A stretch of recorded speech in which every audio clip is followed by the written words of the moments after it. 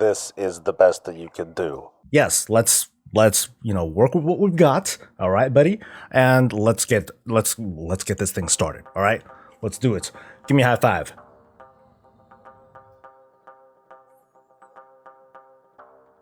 What's that? What's that sound? Get down with the victim. Are you playing? We both know you need them. How is that you want? You're stuck in the middle Knock it off. I don't want to get it. of all irrelevance. Dude, we're gonna get a strike. You can't fight the friction. So You get this out of your system yet? Oh, I've only begun.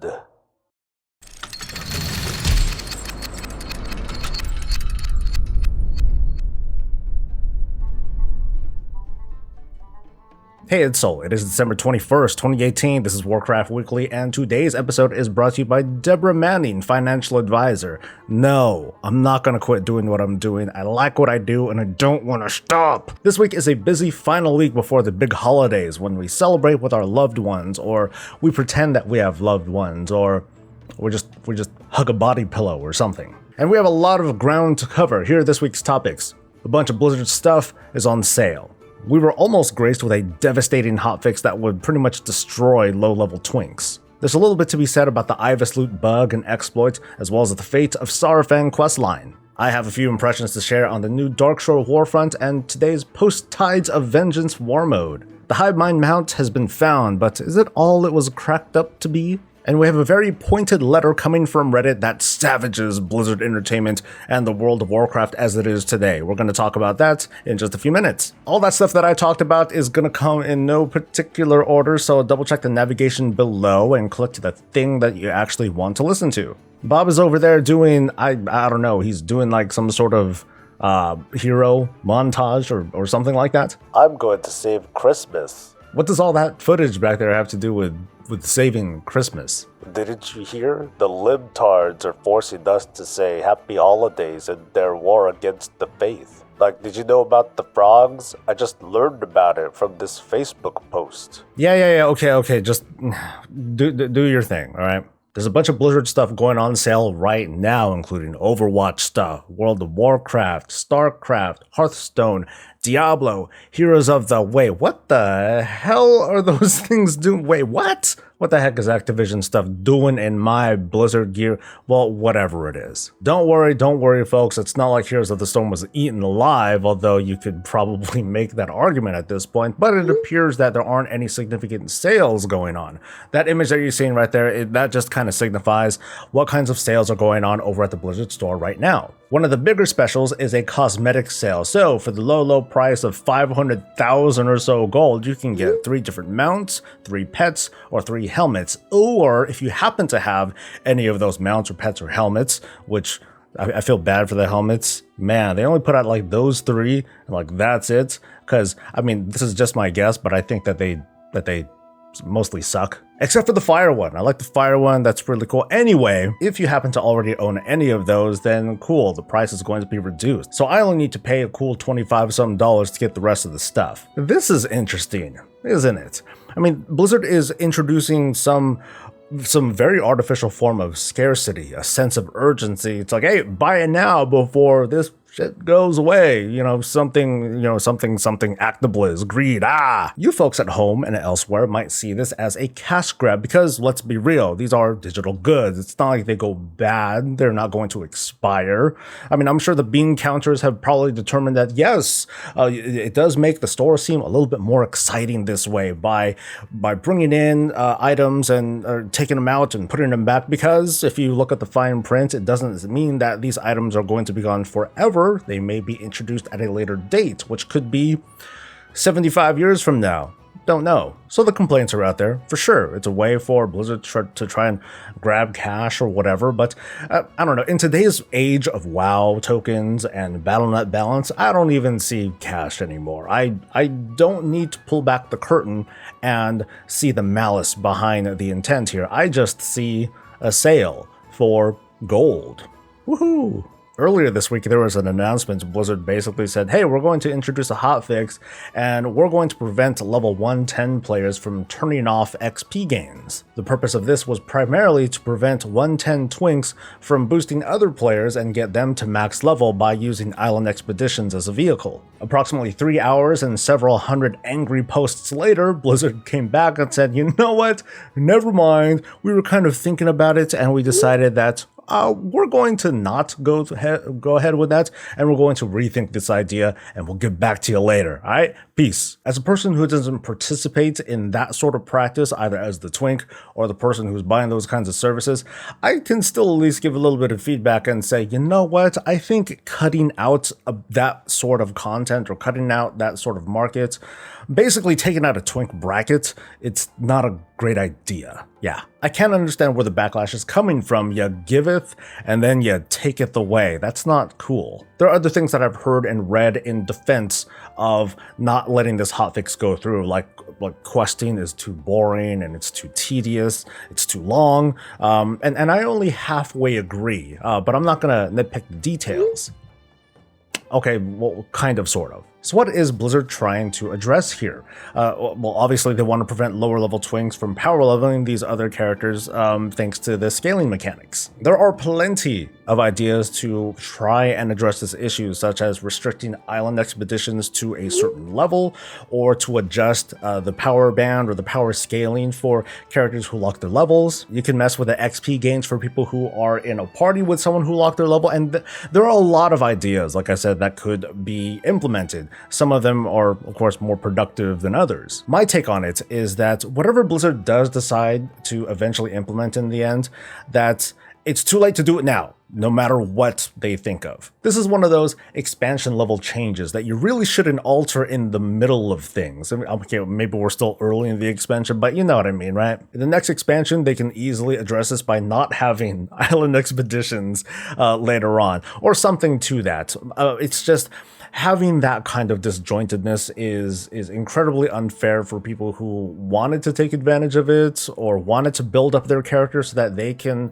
like sell carries for island expeditions and whatnot. Just leave things as they are right now. If we lean back just a little bit more, I find this conundrum to be pretty interesting, because this sort of problem with players wanting to skip services, or I'm sorry, use services to otherwise skip content, it cascades into additional potential problems down the line. And these are hypothetical, okay? But consider this. Currently, we can boost characters to 110 because of what Blizzard gives us.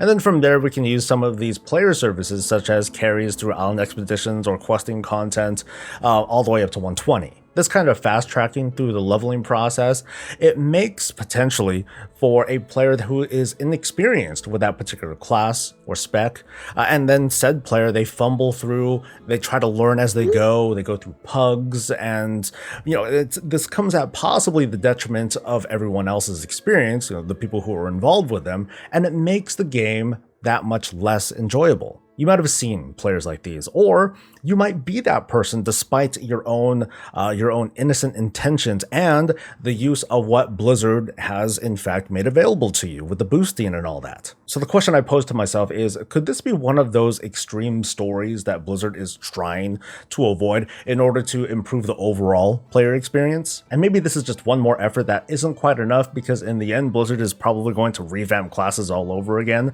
meaning that there's so many of us who might have like stepped away from a class for a while, and then we go back to it and then we're like, wow, things are pretty damn different, huh? This is just one more pain point that falls into the general critique of class growth in the World of Warcraft, and it could use a lot of revamping.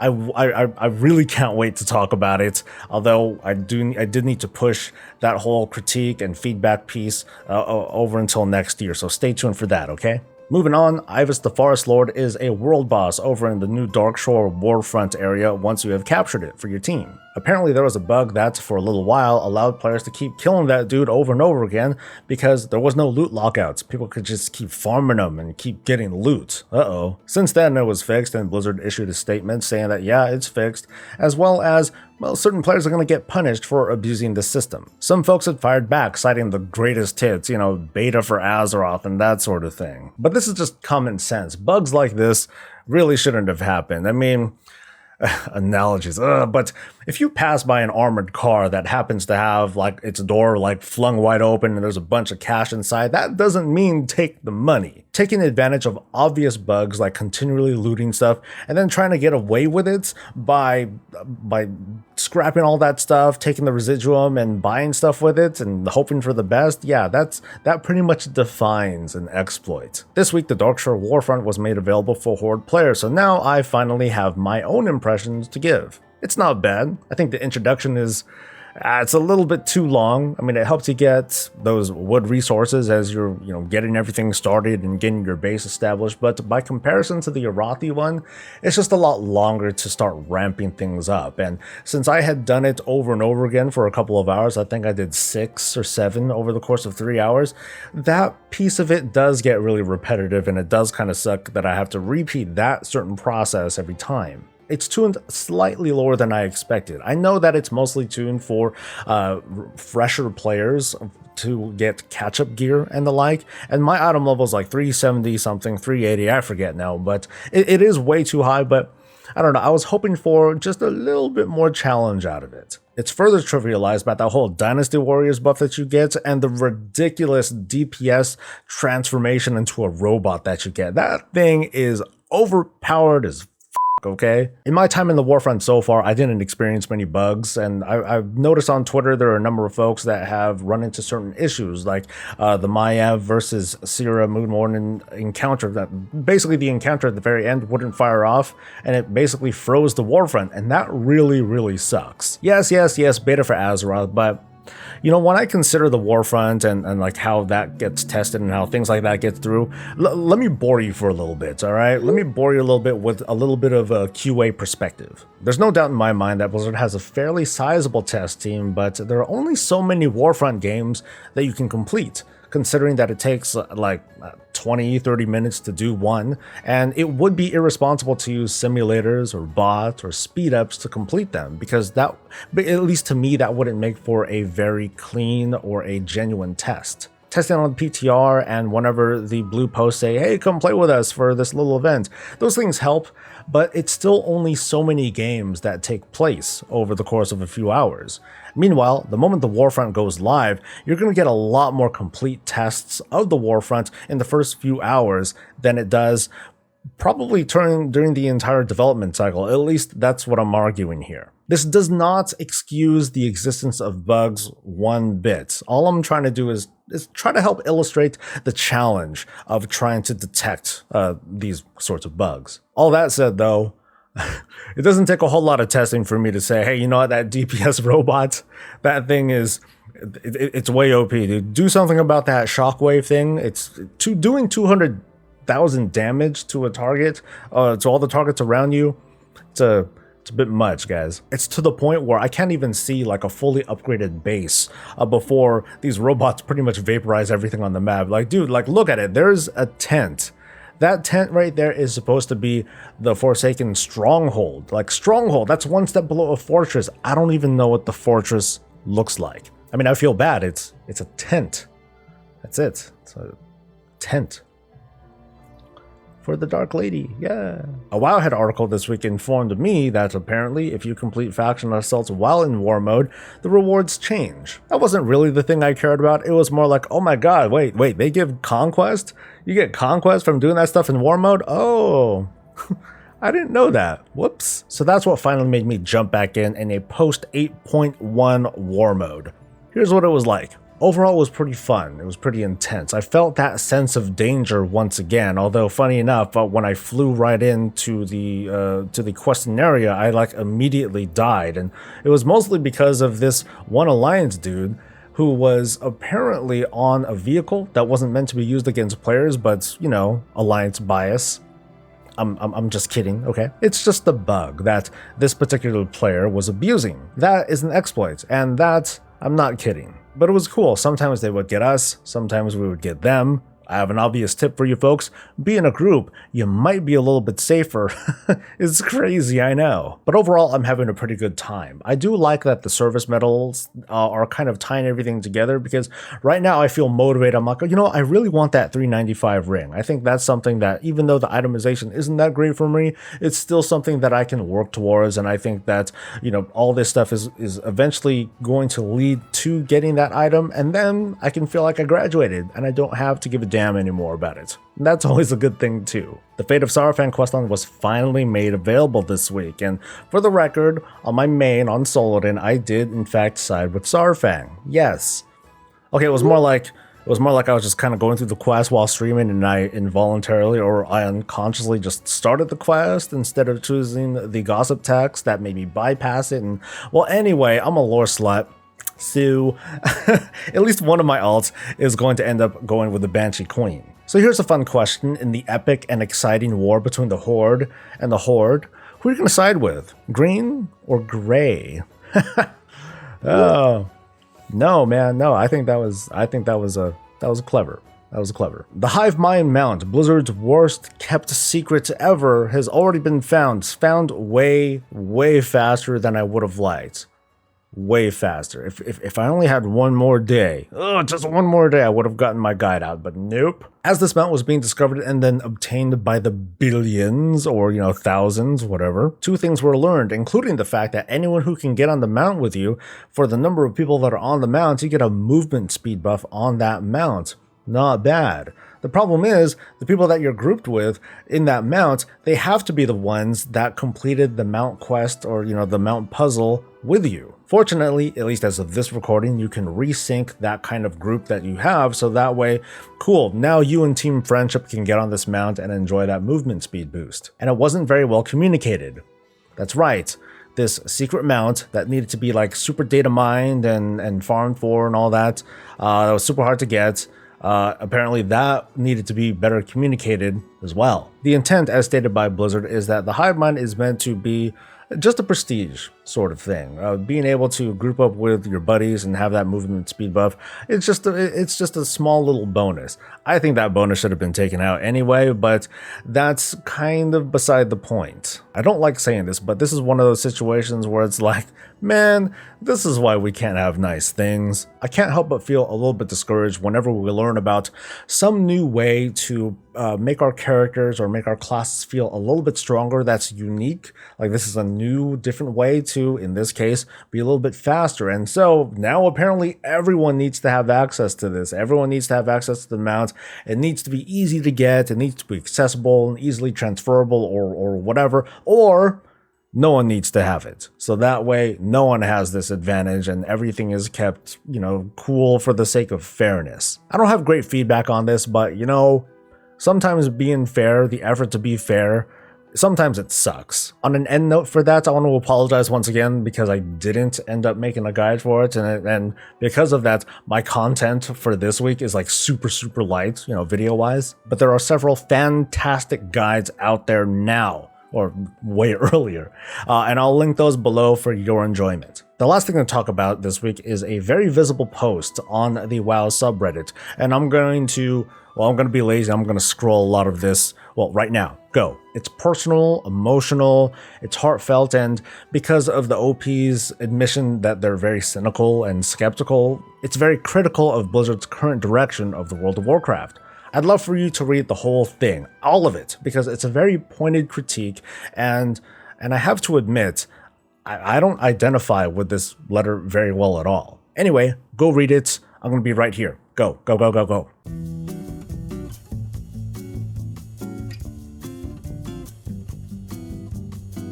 I don't disagree with the OP. I don't think he's wrong about how he feels about the game. I'm not going to even contest or nitpick, at least not on, you know, more than one or two statements. What I will point out is that there is a lot of what he doesn't like in this well-worded and carefully crafted letter intended for a public read. He's a marketer, after all, hey, but in trying to, when I read this and I'm trying to make like a bullet point list of items, actual items to address, I find this letter to be much less effective than I'd like to read. I caught a few items that are already on the greatest hits list, like the Zandalari trolls not being an available allied race at launch, and good old time gating. Ooh. There are other lines in there, like calling WoW a fantasy-themed casino replicator and seeing us as payers instead of players. I like that. That was really clever. It elicits a strong emotional response, and like, yeah, I can't get over it. It sounds really smart too. But what does that translate to?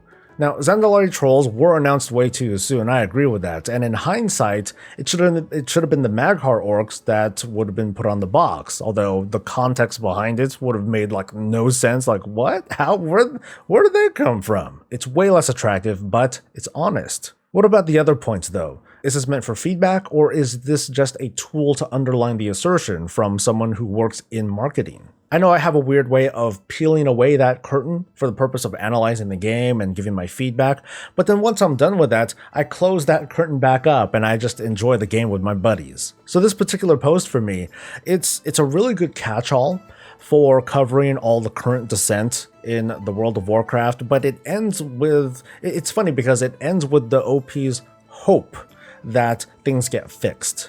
Hope does not fix games, and this is both a knock on Blizzard as well as some of these critics, that I don't think it's okay that people like the OP resort or settle for hope. This post is the third highest upvoted post on the WoW subreddit ever. The question that I have for you folks at home and your ceramic bed is this. This post may not speak for me, and in fact it's maybe like, maybe it's like 5% of what I would actually like Blizzard to hear from me, but in general, does this letter speak for you?